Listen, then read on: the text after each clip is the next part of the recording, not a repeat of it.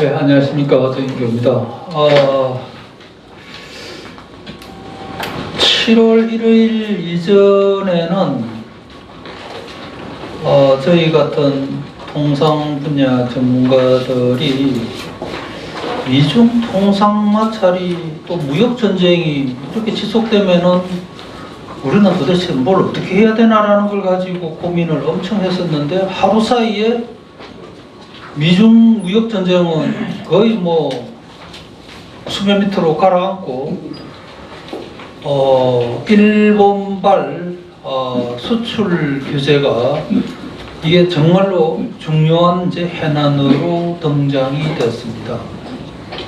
6월 말에 오사카에서 G20 정상회의가 끝나고 정상들이 각자 국가로 귀국을 하고 나자마자 일본이 한국에 대한 수출 규제를 발표를 했고요. 더더군다나 신뢰와 안보를 이유로 해가지고 그동안에 한국에 대해서는 수출 심사 절차상에 특별 우대를 해줬는데 일반 심사 체계로 바꾸겠다라고 했습니다. 사전에 아무런 통보도 없고 일방적으로 발표를 한 걸로 봐서는 상당히 감정이 실려 있다. 또 G20 정상회의에서 일본은 세계 자유무역의 기수가 될 걸로 주장을 했었고요.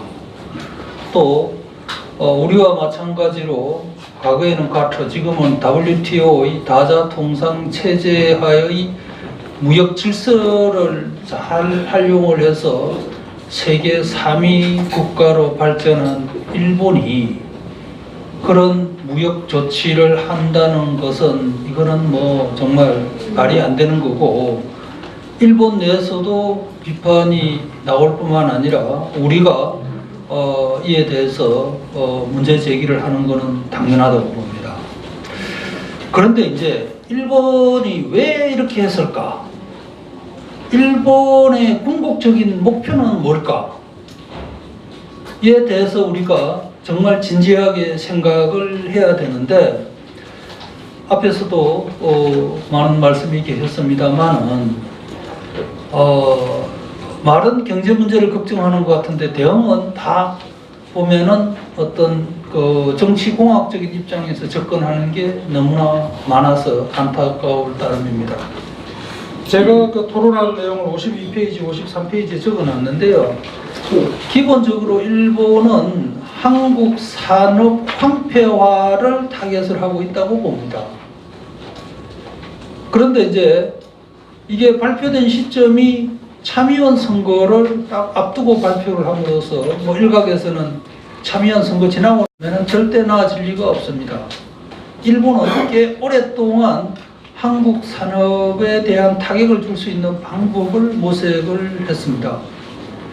또 한편으로는 물론 대법원 판결이 결정적인 역할을 했지만은 한 5, 6년 전부터서 한일 관계가 아주 악화되고 왔습니다. 시간이 지날수록 점점 더 악화 수준이 더 높아졌고요.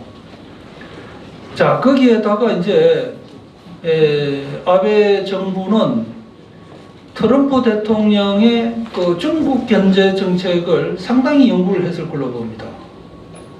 결과적으로 본다면은 트럼프 행정부가 중국 때리게 하고 화웨이 무역 제재하는 거나 일본이 하고 있는 지금 무역 제재 구상이나 유사한 점이 너무나 많습니다.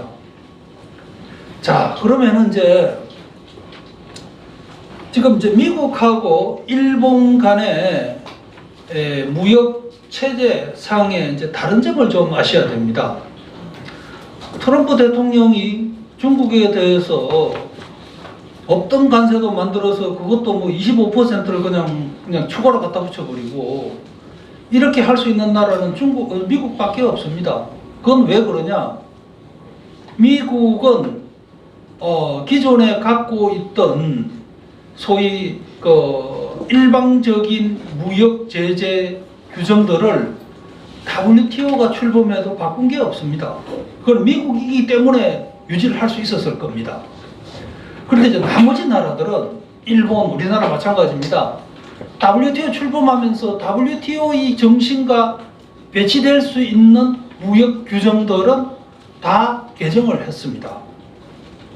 그러니까 일본이 한국을 때리려고 그래도 미국 대통령이 행정명령으로 중국 때리듯이, 물론 우리나라도 때리는 것도 많습니다만은, 그렇게 할 수 있는 시스템이, 제도가 현재 WTO 체제 내에서는 없습니다. 이걸 이제 일본 당국이, 일본 정부가 고민해서 만든 게 바로 기술의 무기화가 되겠습니다. 한국 때리기를 해야 되는데 쭉 봤더니만 한국 산업에 결정적으로 들어가는 소재가 일본산이 아니면 안 되는 것들이 상당히 있단 말이죠. 거기에다가 이제 논리적인 또 WTO 체제상에서 소위 면피를 위해서 안보 조항을 거론을 합니다. WTO 내에 가트라는 이제 협정이 있는데 거기 21조에 보면은 안보를 이유로 해서 WTO 전 어떤 회원국이든 간에 무역 제한 조치를 할 수 있도록 허용을 합니다. 그런데 거기서 또 한 단계 더 나가서 무역 제한 조치를 안보 위에 있다 했을 때는 많은 뭐 이럴 때 뭐 규정들이 보면은 어떤 조치를 취할 때는 그 정명을 조치를 취하는 국가가 증거를 제시를 해야 되는데 안보를 이유로 해서 할 때는 그거를 묻지 않도록 되어 있습니다. 그러니까 제재를 발동하는 국가가 내가 그렇게 생각했어 그러면은 그걸로서 그냥 모든 게 다 면피가 된단 말이죠. 자, 그래서 이게 다른 나라들 같으면은 별로 문제가 안 될 겁니다. 왜냐하면은 백색 국가라 해가지고 특별 우대를 해주는 국가가 일본 해주는 나라가 27개 나라가 있는데요. 동아시아에서는 한국밖에 없습니다. 중국, 대만 다 일반 심사입니다. 나머지 국가들, 유럽 국가들하고 미국입니다. 호주, 뉴질랜드하고 다 서구권, 코카시안 국가들입니다. 그런데 우리는 산업 구조 자체가 하여튼 일본산을 쓰지 않으면 안 되는 그런 구조로 되어 있다. 그런데 이제 여기서 이제 안타까운 게 뭐냐? 일본은 한국 산업을 언제든지 정밀 타격할 수 있는 무역 보복을 할 수 있는 법적인 제도를 구축하는데 1개월 프로젝트를 시작을 한 거예요. 7월 1일부터 24일까지 의견 수렴하고 8월 초에는 백색 국가에서 한국을 빼버리는 걸로 1개월입니다. 그럼 빼고 나면 어떻게 되냐? 지금 세계 품목 가지고 수출 규제하겠다고 하니까 우리나라 주력 산업이 뭐 흔들릴 정도인데 백색 국가에서 빼면은 한 1000개 품목입니다. 1000개 품목이면은 우리나라 제조업 중에서 가공식품하고 목재업 빼놓고는 다 해당이 됩니다. 자, 그러면은 중국, 미국이 일본이 그냥 하루아침에 그냥 우리나라에 수출을 하고 있는 한 500억 달러 되는 거를 일시에 다 수출 금지하냐? 절대 그럴 일 없습니다. 그냥 결정적인 거 하나, 두 개 정도만 수출 제한하면은 해당 산업이 흔들릴 수밖에 없단 말이죠. 지금 세계 품목, 뭐 폴리, 뭐 이미드, 뭐 하사코, 브라수소 사코, 뭐 세 가지 품목인데 그거 가지고 지금 이제 얘기를 하고 있는데 그걸 우리가 수입하는 액수가 한 4억 얼마쯤 됩니다. 4억 달러. 근데 그와 직접 관련되는 수출액이 얼마냐면 1000억 달러입니다. 근데 일본 입장에서는 4억 달러치 수출 중지시킬 필요도 없습니다. 그 중에 하나가 이제 불화수소, 뭐 국내에서 하도 얘기가 많이 됐는데, 불화수소 하나만 수출 금지해도 효과는 똑같습니다. 왜? 어차피 공정이 안 돌아가니까. 그럼 불화수소 수출액이 얼마냐? 한국으로 수출하는 게 한 6천만 달러쯤 됩니다. 0.6억 달러. 0.6억 달러 수출 허가 안 해주면은 한국 1,000억 달러가 날아갑니다. 그러니 피해는 그거를 뭐 일본이 피해를 많이 볼 거다. 어떤 계산에서 그렇게 나오냐면 일본이 바보입니까? 일본이 자기들이 그렇게 뭐 한국보다 물론 한국에 대한 무역 수지 흑자도 기록하고 더 많이 수출하고 있지만은 절대로 그렇게 하지 않고 전략적으로 할 거다. 그리고 초기에는 별로 안 움직일 겁니다. 시간을 두고 천천히 해도 문제될 게 하나도 없고 장기적으로 압력을 넣게 되는 구상을 지금 하고 있다. 그래서 지금 우리가 이런 상황이 생겼을 때 그런 전반적인 것을 보고 일본이 지금 현재는 일본한테 8월 초에 백색 국가 조정하는 거 한국 빼지 말라라고 하면은 아베 수상이 듣겠습니까? 절대로 그거는 여러 정황상 들어줄 수 없는 거고, 지금 현재로서는 우리가 일본한테 제안할 수 있는 거는 백색 국가로 백색 국가 리스트를 조정하는 가기를, 그러니까 우리 치면은 이제 국무회의죠. 그 국무회의를 통과해야지 최종적으로 결정이 됩니다. 그것만큼을 좀 연기를 해라. 그건 한 6개월 좀 연기를 하고, 그 대신에 우리도 일본한테 명분을 줘야죠. 일본이 지금 어쨌든 대부분 판결 가지고 논의를 하자고 그러는데 그걸 중재가 될 수 있고 어떤 형태든 명분을 만들어내기 위한 국내적 논의를 해야 되는데, 그런 논의는 제가 가문에서 그런지 모릅니다만은 보이지 않고 그저 어병, 독립, 죽창 이런 소리만 들리고, 그러니까 이게 문제 해결을 위한 고민을 별로 하지 않는 것 같다라는 생각이 들고요. 만약에 이제 8월 초에 일본이 한국 산업을 상시적으로 정밀 타격할 수 있는 무역 보복을 위한 법령 개편을 완료를 하게 되면은, 제가 쭉 밑에 적어놨습니다. 53페이지 보시면은, 자, 기본적으로 이제는 우리 기업들의 생산 단가가 올라갈 수밖에 없습니다. 왜? 많은 부품들을 일본에서 적기에 갖고 오고 또 확실하게 들어오는 날짜가 정해져 있기 때문에 지금은 재고를 최소화를 해도 아무 문제가 없었어요. 이제 재고 부담이 늘어납니다. 그 다음에 두 번째는 매 끈끈이 이제는 수입할 때마다 일본 당국에다가 그 제품을 수입을 해서 우리 국내에서 어떻게 처리를 해서 해외로 어떻게 수출하거나 국내에서 어떻게 쓰고 하는 유통, 소위 엔드 유저에 해당되는 것까지 다 정보를 제시를 해야 되는데, 일반적으로 수출 통관할 때 들어가는 서류는 아주 간단합니다. 금액이라든가 HS 코드 숫자 정도 적고 수입자, 수출자 적고 그러면 땡인데, 지금은 몇 페이지에 거쳐서 설명을 쭉 적어야 됩니다. 그 말은 뭐냐면은 일본 입장에서는 시비를 걸 수 있는 기회가 엄청 많다는 거예요. 그러니까 어떤 품목 하나 때려야 되겠다 마음먹으면은 그 시비 걸어가지고 서류 반려시키고 다시 보완해 와라 이렇게 하다 보면은 5개월, 6개월은 그냥 넘어갈 수 있는 거죠.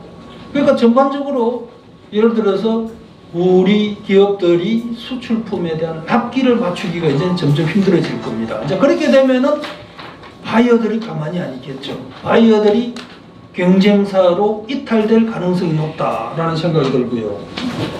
그 다음에 물론 당연히 서류 작성 등의 시간이 많이 걸리면서 여러 가지 비용이 더 추가로 될 거고, 거기에다가 이제는 일본은 이렇게 되면은 일본 당국은 단순히 소재나 이런 설비 판매뿐만 아니라 소위 여러 가지 인적 교류라든가 또 기술 협력 등에 대해서도 브레이크를 걸 수밖에 없습니다.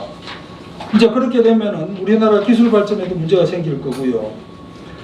그 다음에 이제 우리 기업들이 이제 가면은 앞으로 가면 갈수록 점점 더 힘들어질 겁니다. 그 이유는 뭐 우리 국내에서 규제가 말로만 무늬만 규제 완화지 규제 완화가 안 되는 데 비해서 뭐 다른 경쟁국들은 규제 완화가 상당히 잘 되고 있고요. 더더구나 신산업에 대한 규제는 우리 국내에서 거의 뭐 안 되고 규제 완화가 안 되고 있습니다.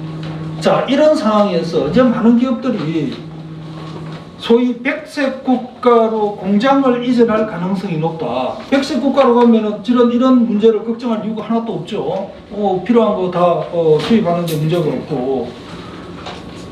자, 이렇게 되고 더더군다나 이제 외국 기업들도 한국에서 빠져나가거나 국내에 투자하는 게 대폭 줄어들 겁니다. 이미 뭐 금년에 많이 줄어들었고요. 이게 바로 이제 1985년도 플라자 합의 이후에 일본이 앵고가 되고 하면서 소위 잃어버린 20년, 뭐 정확하게는 30년까지 갔죠. 계속 마이너스 성장했던 이제 그런 게 우리나라한테도 닥칠 수 있다. 그러니까 일본은 아마 이런 것까지 계산을 하고 우리한테 그 무역 규제 조치를 발표를 했을 걸로 생각이 되고요. 마지막으로 이제 어쨌든 이 문제는 정치 외교적 사안으로 불거졌기 때문에 외교적으로 풀지 않으면 안 됩니다. 근데 이제 우리도 뭐 일본에 대해서 뭐 대화를 하려고 그러는데 일본이 응하지 않는다고들 얘기를 하고 일본도 마찬가지 똑같은 얘기를 합니다. 하여튼 양쪽 다 지금 다 문제가 있는 거죠. 근데 한 달이라는 시간이 이미 다 지나고 이제는 뭐 8일, 9일밖에 안 남았는데 이런 식으로 시간을 한 주일 보내고 나면 그 다음부터서는 제가 우려하는 바와 마찬가지로 일본이 상시적으로 한국 때릴 수 있는 기술 무기화를 완료를 하고 결과적으로 앞으로 상당 기간 동안 우리 산업의 황폐화는 점진적으로 이루어질 것이고 이제 그러고 나면은 그 다음에 우리나라의 산업 생태계나 우리 산업의 국제적 위상은 지금보다는 훨씬 더 악화될 수밖에 없지 않냐. 그래서 이런 거를 정책 당국이나 또 집권 여당에서 좀 하셔야 되는데 뭐 지금까지는 이런 부분에 대한 고려가 부족한 게 너무나 많다라는 생각이 들어서 안타깝게 짝이 없습니다. 이 정도로 제가 다른 말